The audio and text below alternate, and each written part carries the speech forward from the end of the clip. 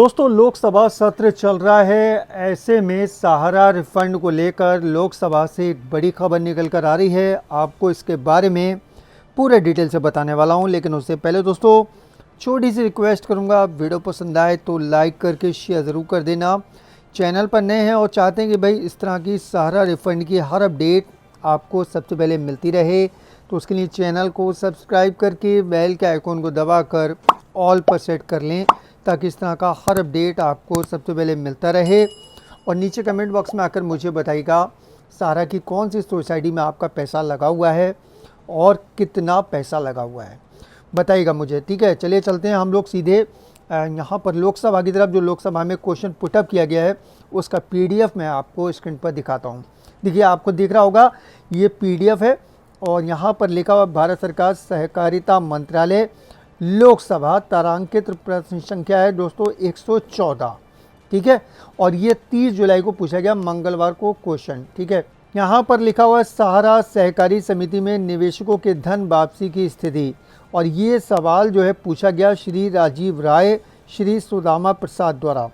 अब यहाँ पर कई क्वेश्चन पूछे गए हैं। देखिए, क्या सहकारिता मंत्री ये बताने की कृपा करेंगे कि क्या सरकार को इस बात की जानकारी है कि सहारा सहकारी समितियों में अपनी मेहनत की कमाई जमा करने वाले लाखों निवेशक पिछले 4 से 5 वर्षों से अपने निवेश की वापसी की प्रतीक्षा कर रहे हैं?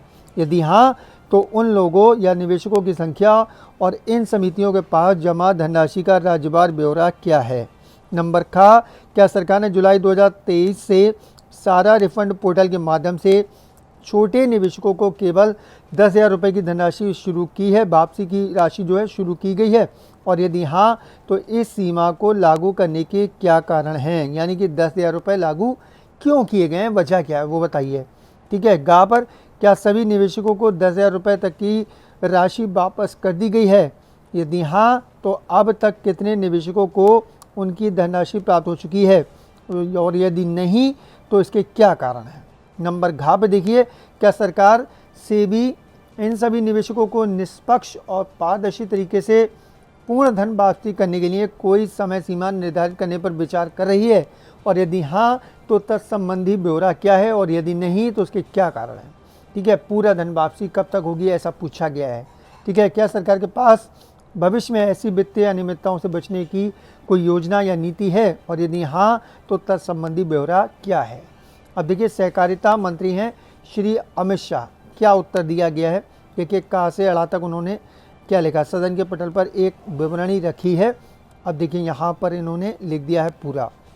श्री राजीव राय और श्री सुदामा प्रसाद द्वारा सहारा सहकारी समितियों में निवेशकों के धन की वापसी की स्थिति के संबंध में पूछे गए लोकसभा तारांकित प्रश्न संख्या 114 के संबंध में भाग का से अड़ा के उत्तर में संदर्भित विवरण देखिए। यहाँ पर लिखा है इन्होंने बहुराज्य सहकारी सोसाइटी अधिनियम 2002 और उसके तहत बनाए गए नियमों के उपबंधों के अधीन पंजीकृत कोई सहकारी समिति एक स्वायत्त सहकारी संगठन के रूप में कार्य करती है और अपने सदस्यों के प्रति उत्तरदायी होती है।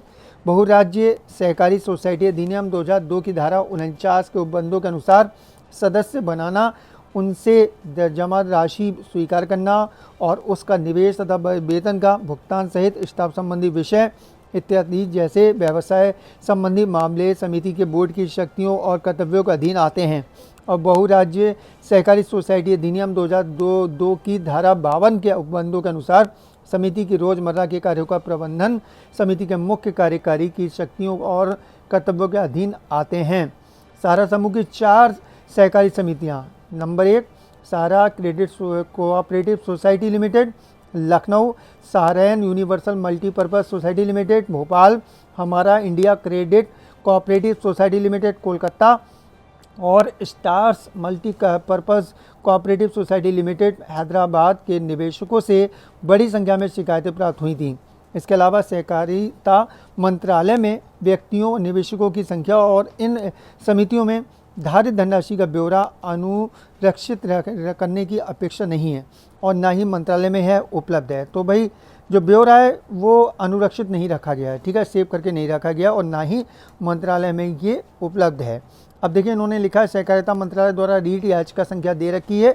ठीक है, में दायर अंतर्वर्तीय आवेदन में माननीय उच्चतम न्यायालय ने 29/3/2023 को अन्य बातों के साथ साथ यह आदेश दिया।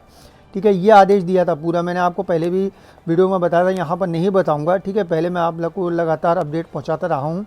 अब देखिए इसी के आगे क्या लिखा इन्होंने। माननीय उच्चतम न्यायालय के दिनांक 29/3/2023 के आदेश के अनुपालन में सहारा समूह की 4 बहुराजकीय सहकारी समितियाँ, ठीक है, ये चारों के नाम इन्होंने यहाँ पर दे दिए हैं। इसके प्रमाणित जमाकर्ताओं को उनके वैध धनराशि के रिफंड के दावे की प्रस्तुति करने हेतु 18/7/2023 को CRCS सहारा रिफंड पोर्टल नामक एक ऑनलाइन पोर्टल का शुभारंभ किया गया। संवितरण की यह संपूर्ण प्रक्रिया डिजिटल और कागज रहित है, जिसे न्यायमूर्ति R सुभाष रेड्डी माननीय उच्चतम न्यायालय का पूर्व न्यायाधीश के पर्यवेक्षण और निगरानी में श्री गौरव अग्रवाल न्यायमित्र की सहायता से किया जा रहा है। इस पोर्टल पर प्राप्त आवेदनों को उचित पहचान पर और पहचान एवं जमा राशि के साक्ष्य प्रस्तुत करने के उपरांत पारदर्शी रीति से संसाधित किया जा रहा है। भुगतान की राशि को प्रमाणिक जमाकर्ताओं के आधार से जुड़े बैंक खातों में सीधे जमा किया जा रहा है। वर्तमान में सहारा के प्रत्येक प्रमाणिक जमाकर्ताओं को उनके सत्यापित दावों के लिए उनके आधार से जुड़े बैंक खातों के माध्यम से 10,000 रुपये तक के भुगतान का संवितरण किया जा रहा है। प्राप्त आवेदनों में से किसी कमी की दशा में आवेदन को इन री सबमिशन पोर्टल, ठीक है, ये पोर्टल है, के माध्यम से अपना आवेदन पुनः प्रस्तुत करने का अवसर दिया जा रहा है। अब तक पोर्टल के माध्यम से सहारा समूह की सहकारी समितियों के 4,29,166 निवेशकों को 3,69,091 करोड़ रुपए की राशि जारी की गई है। माननीय उच्चतम न्यायालय के दिनांक 29/3/2024 के आदेश को कार्यान्वित करने के लिए माननीय उच्चतम न्यायालय ने दिनांक 31 दिसंबर 2024 तक का विस्तार कर दिया है। तो 31/12/2024 तक का जो है उच्चतम न्यायालय ने विस्तार कर दिया। इस तारीख तक जिन लोगों ने आवेदन किया था उनका पैसा उनके खाते में पहुंचेगा 10,000 रुपये। ठीक है, आड़ा का देखिए, बहु राज्य सहकारी सोसाइटी अधिनियम 2002 को 97वां संविधान संशोधन के अनुरूप करने और लोकतांत्रिक सदस्य नियंत्रण में सुधार लाने, सदस्यों के हितों की रक्षा करने, शासन में सुधार लाने और पारदर्शी में वृद्धि के लिए संशोधित करके दिनांक 3/8/2023 से प्रवृत्त किया गया। बहुराज्य सहकारी समितियों की निगरानी को सशक्त करने के लिए केंद्रीय पंजीयन के कार्यालय को भी कंप्यूटरीकृत किया गया है। तो भाई सहकारिता मंत्री अमित शाह द्वारा ये सब बातें बताई गई कि भाई 4,29,000 निवेशकों को पैसा भेजा गया, 369 करोड़ रुपए के ज़्यादा, और आगे जो है 31 दिसंबर 2024 तक इस काम को निपटा लिया जाएगा। ये टाइम पीरियड दे दिया गया है, टाइमलाइन दे दी गई है सुप्रीम कोर्ट के द्वारा।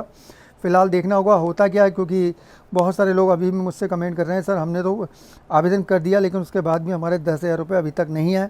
दोस्तों, आप लोगों के 10,000 रुपये आए खाते में नहीं आए, मुझे बताइएगा। वीडियो पसंद आया हो तो लाइक करके शेयर कर दें। चैनल पर नए हैं तो चैनल को सब्सक्राइब करके बेल के आइकॉन को ज़रूर दबाएं, ताकि फ्यूचर में हमारा हर वीडियो आप तक आसानी से पहुंच सके। अपना ख्याल रखिए, परिवार का ख्याल रखिए, फिर मुलाकात होगी। Thank you.